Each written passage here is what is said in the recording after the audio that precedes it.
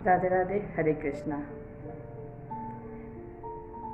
क्षण भर के लिए बस आप ये सोचें कि आपके लिए साथ अभी जो भी वर्तमान है वो नहीं हो तो आप चौंक जाएंगे। आप हो सकता है हताश भी हो जाएंगे, पर कहते हैं ना, यही जीवन की सच्चाई है।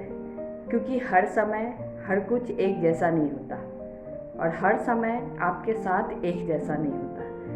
आपके विचार से आपके समय बनते हैं। आप अपने विचार से अपने समय को, कहे तो अपने जीवन को बनाते हैं। तो कभी कभी आप कुछ, जैसे आप निगेटिव या नकारात्मकता की तरफ अगर मुड़ के देखें तो नकारात्मकता के साथ अगर आपके साथ कुछ ऐसी घटनाएं हैं या स्थितियां हैं जो आपके साथ नहीं हैं, जिनसे आप भावुक होते होंगे, जिनसे आप हो सकता है कभी कभी उन्हें याद करके आप टूटने भी लगते होंगे, पर यह नहीं भूलें कि आप जिन्हें याद कर रहे हैं वह सिर्फ एक भूत है, अर्थात पास्ट है।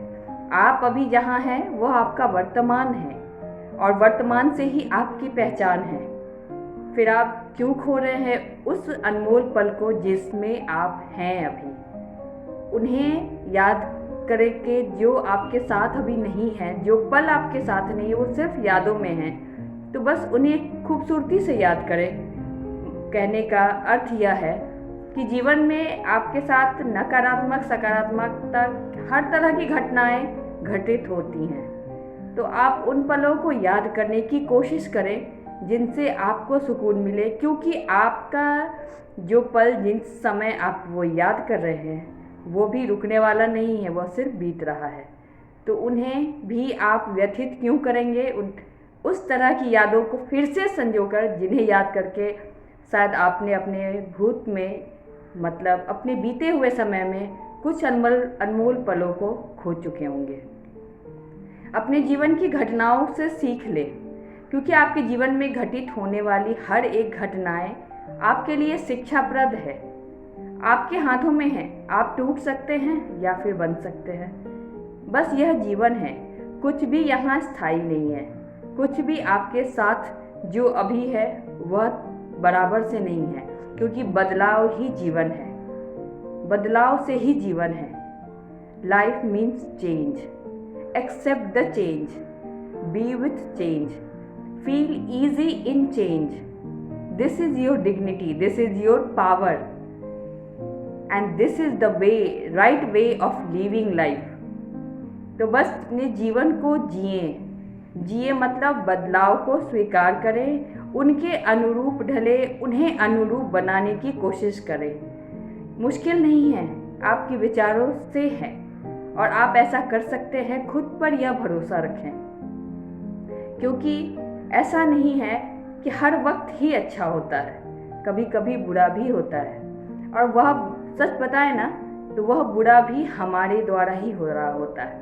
हमारी ही कुछ ऐसी क्रियाविधियां होती हैं जिसके अनुरूप हम उन बुरे पलों को भी महसूस करते हैं, या हमारी ही रचनाएं होती हैं। बस समझने में थोड़ी देर लग जाती है, थोड़ी क्या कहें, कभी कभी तो ज़्यादा देर भी हो जाती है। लेकिन अच्छी बात यह है कि हम अगर समझ लेते हैं तो हमारे लिए यही पूजनीय तथ्य है, यही है सच जिसके अनुरूप हम अपने आप को दृढ़ बनाते हैं।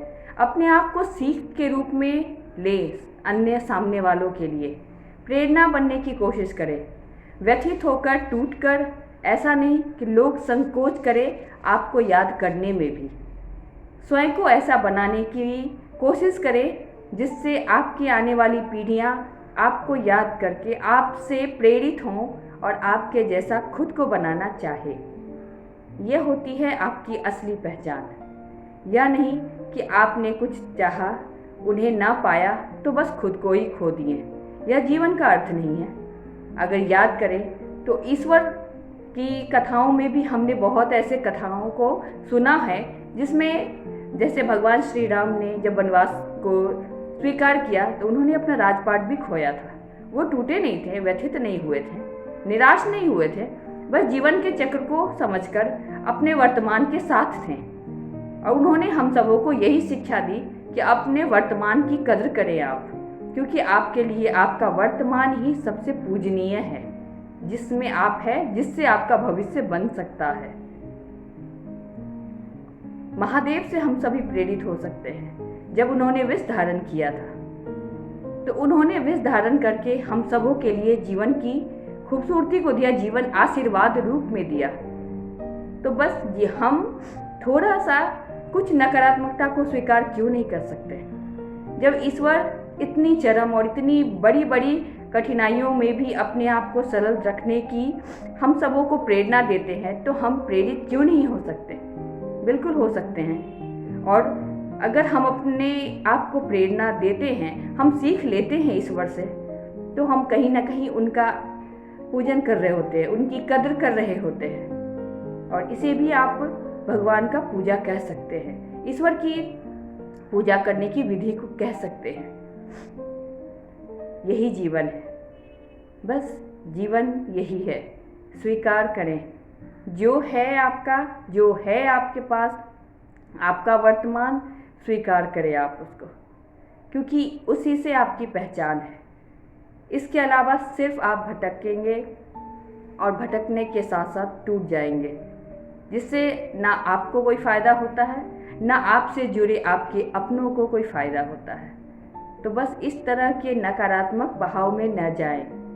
अपनी सत्यता को पहचानें, संतोषप्रद भाव के साथ आप अपने वर्तमान को कद्र करें। आपके पास जो है आप उसकी कद्र करें, क्योंकि किसी के पास वो भी नहीं होता, और आप उन्हें ईश्वर का आशीर्वाद समझें, प्रसाद समझें। तो बस है ना जीवन बनाना खूबसूरत, हमें हमारे ही हाथों में, मतलब विचारों से। आइए अपने जीवन को समझें, उन्हें बनाएं, उन्हें प्रेरित करें आने वाली पीढ़ियों के लिए। राधे राधे, हरे कृष्णा।